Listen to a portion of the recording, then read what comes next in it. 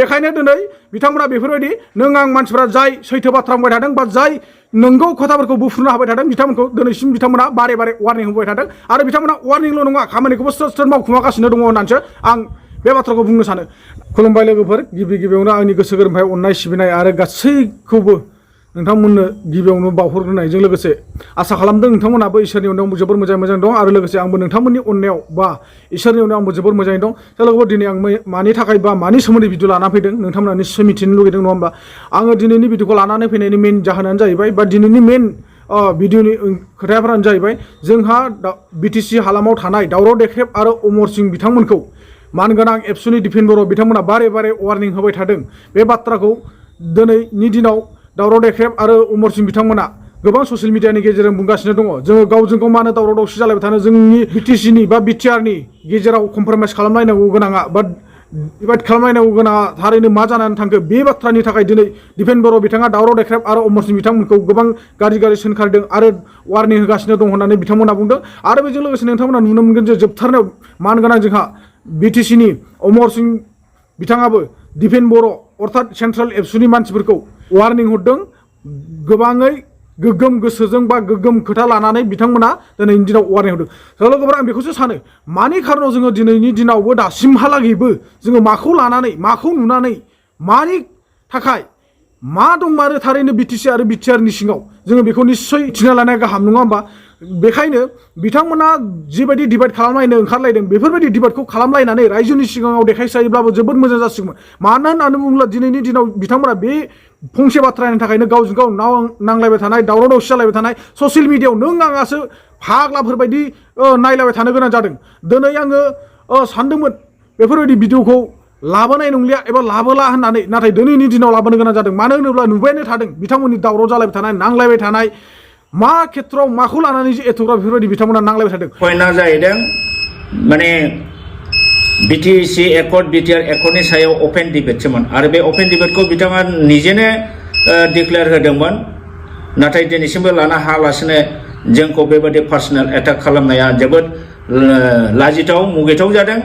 खोनादों नोंथांमोना बिथां अमर सिंहनि खुगानिफ्रायनो मा होनदों,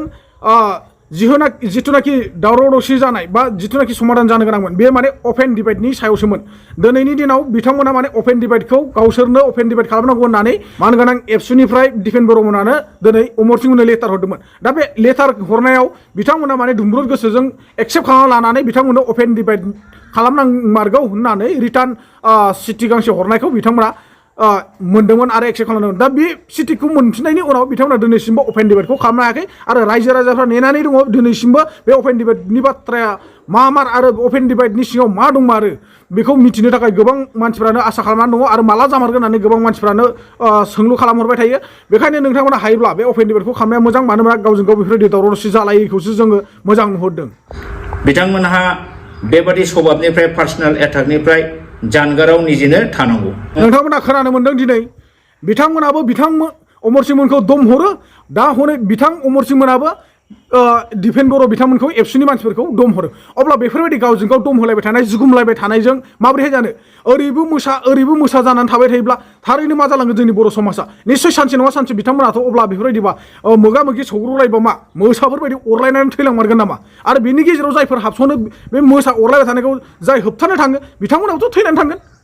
अब्ला नोंथांमोना बेफोरबायदि खालामबाय थास्लायस्लाय रायजोनि मोजांखौ खालामदो। रायजोआ जेरैबायदि हास्थायदों, जेरैबायदि लुगैदों, रायजोआबो गासैबो नोंथांमोननि अपेन डिबेटखौनो नेनानै दङ आरो बेखौनो लुगैदों। नोंथांमोना बेखौ खालामगोन होननानै जोङो गोसो गोरबोनिफ्राय मिजिंथिहरनाय थाबाय आरो सानसेबाबो नोंथांमोननि अपेन डिबेटखौ जों नुगोन होननानै आसा खालामहरनाय थाबाय। बिथांमोनहा प्रत्येक आन्दलन प्रग्रामाव आंनाव 2000, 3000, 4000 लांफैयोमोन। अब्ला बे समाव आङो रांजों जे बान्था हरदों, रां अनसुंथाइ जे हरदों, कन्ट्रिबिउसन जे हरदों, बेयो कन्ट्रिबिउसन होनाय जाया नामा? मा बुंदों आदै बा मानगोनां मेलेमजिबि सुबुं अमर सिंह बिथाङा बुंदों एबसुनि आन्दलन खालामनायाव बा एबसुनि बहाबा रेलि धरना खालामनायफ्राव बिथां अमर सिंहआ एबसुनो माने खनफ्रोमबो 2000, 3000 थाखा हरबाय थादों। अर्थात गारि गंसे रिजार्भनि दाम बा गारियाव गंनै गंथाम थाव सोनो हानायनि केपासिटिखौ बिथाङाबो बै समाव हरदोंमोन। दिनैनि दिनाव एबसुआ बेखौ बावलांदों नामा? निस्सय बावलांदों। मानो बावा जानो? जाय मानसिया जि जायगायाव जानानै थांगोन बे जायगाखौ मालाबाबो गोसोआव थाखाया। मानोना बिथांमोनहा दिनै दं गाबोन गैया बेफोरबायदिसो दिनैसो नोंखौ सिनायनो जानो हागौ गोनांथि समाव साननैसोनि उनाव नोंथांखौ रावबो सिनाया थिग बेफोरबायदिनो जागासिनो दङ बेफोरनो जाहैदों गासिबो राजखान्थिनि दोहौआव दिनैनि दिनाव बेफोरबायदि जाबोजोबदों मानसिफ्रा नंगौना नङा लोगोफोर बुंहर निस्सय नोंथांमोना कमेन्ट सेक्सननि गेजेरजों खोन्थाहरबानो जाबाय आंनो 5 पैसा 10 पैसा 1 थाखा 2 थाखाबाबो कन्ट्रिबिउसन इज कन्ट्रिबिउसन आंथ' प्रत्येक प्रग्रामाव नोंसोरनो गारि गंसेनि दाम गारि गंनै गंथामनि थाव सोनायनि दाम हरबाय थादों नंगौ आदै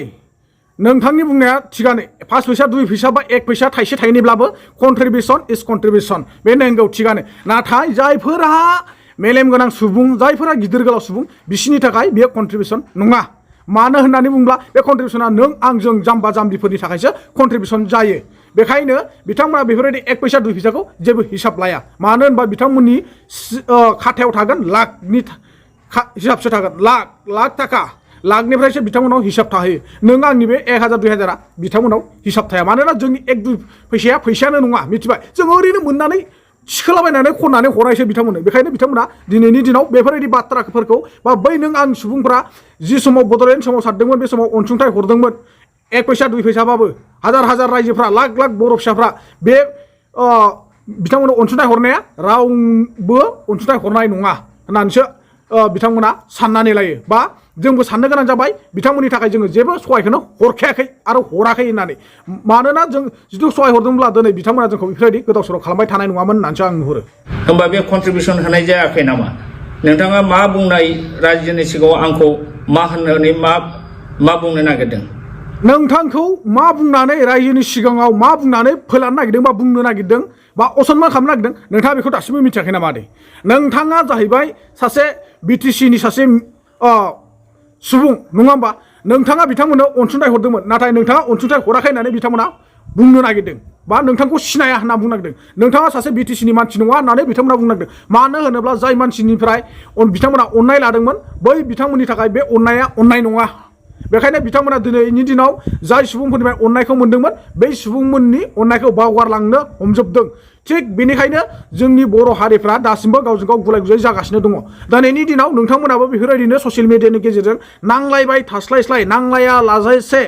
आं बेखौसो नुदों नोंथांमोना फेस टु फेस लोगो हमलायनानै मोनसे जायगायाव जिरायनानै मोजाङै समाधान खालामलायनानै सावरायलायनानै मिलायलायनानै आखाइ हमलायनानै जोङो खौसे जानानै ज'नो खामानि मावलांबा मोजां जागोन होननानैसो जोङो नुहुरदों बाथ्राया बेनो दिनैहाय सेन्ट्रेल एबसुनिफ्राय जोंखौ आरो जेबो होननो मोना होननानै वार्निं होबाय आं बेखौ दुखु मोनदों होमबा पइन्ट टु पइन्ट रायलायनायाव दिनै बिटिसि सुक्ति आरो बिटिआर सुक्तिनि सायाव जों जेनाखि तर्क बितर्क जादों जुक्तिजों बहाय जुक्तिजों तर्क होआलासेनो माबोरै जोंखौ बिदि सिगिलाबाय थाखो होमबा दिपेन बर'आ 100% पारफेक्ट नामा दिपेन बर'नि सायाव जेबो खोथा बुंनो मोना नामा रावहाबो जेबो बुंनायनि अधिकार गैया नामा दा बिथाङा माबा मोनसे फिसा फिसौ दस मावोबा बेखौ बुंनो मोना नामा दा जोंनि बे कुइसन होमब्ला जेबो खोथा बुंनो मोनाब्ला पाब्लिकआ अब्ला बेयो मा बिटिसिआ नर्थ करिया जाबाय नामा किं जन उननि रायजो जाबाय नामा बिटिसिआ नंगौ नोंथांमोना निस्सय थिग बाथ्राखौनो बुंदों मानो होनबा दिपेन बर' बिथाङा सासे एबसुनि मानसि सेन्ट्रेल एबसुनि मानसि अल बड' स्टुडेन्ट इउनियननि दिनैनि दिनाव बिथांमोनखौ गाज्रि सोंखारिनो मोना होननानै बिथांमोना गोबां मानसिफोरखौनो धुमखि होयो एबा वार्निं होयो दिनै बिथांमोना रोजा पाब्लिकनि सायाव बा रायजो राजानि सिगाङाव गेना गोरोन्थि मावलांब्लाबो जोंहा बिथांमोनखौ बुंनो हानाय जेबो मोन्थाय गैया मानोना जोङो नुब्लाबो मेगनखौ नुयै बायदि खाना खालामनानै थानो गोनां जागासिनो दङ बेखायनो दिनै बिथांमोना बेफोरबायदि नों आं मानसिफोरा जाय सैथो बाथ्रा बुंबाय थादों बा जाय नंगौ खोथाफोरखौ बुफ्रुना होबाय थादों बिथांमोनखौ दिनैसिम बिथांमोना बारे वार्निं होबाय थादों आरो बिथांमोना वार्निंल' नङा खामानिखौबो स्रोद मावफुंगासिनो दङ होननानैसो आं बे बाथ्राखौ बुंनो सानो दा आरो नोंथाङा मा बुंदोंमोन अब्ला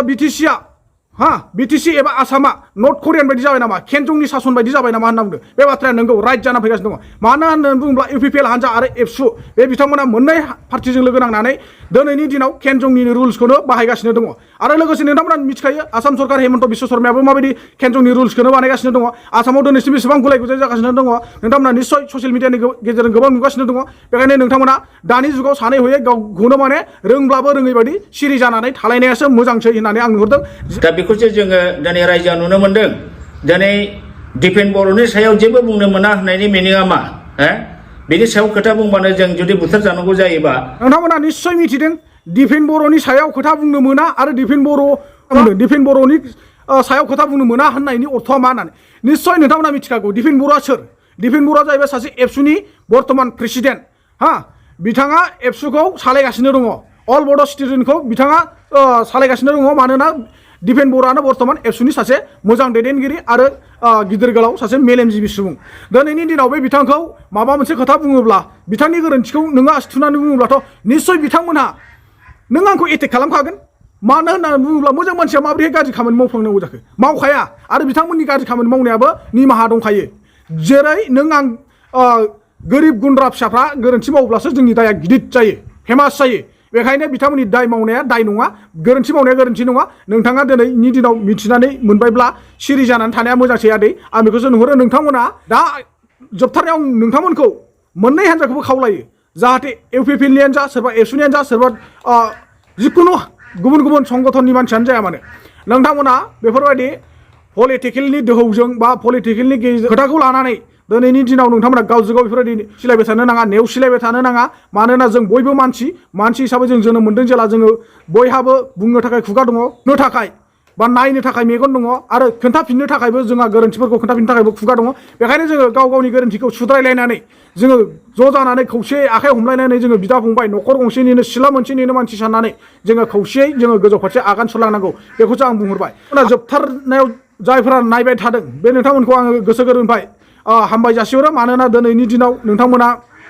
बेफोरबायदि गोबां खोथा बाथ्राफोरखौ आंजों शेयार खालामलायगासिनो दङ सावरायलायगासिनो दङ आरो नोंथांमोना जायफोर मोजां मोनदों बिथांमोना खनसे लाइक खालामना होलांगोन आरो जायफोर आंनि चेनेलाव गोदान फैदों नोंथांमोना अननानै आंनि चेनेलखौ साबस्क्राइब खालामना होगोन होननानै आङो गोसो गोरबोनिफ्राय मिजिं थिहरना थाबाय आरो बेजों लोगोसे दिनैनि भिडिअखौ आं स्क्रिनाव फोजोबनाय जाबाय जय हिन्द बर' हारिनि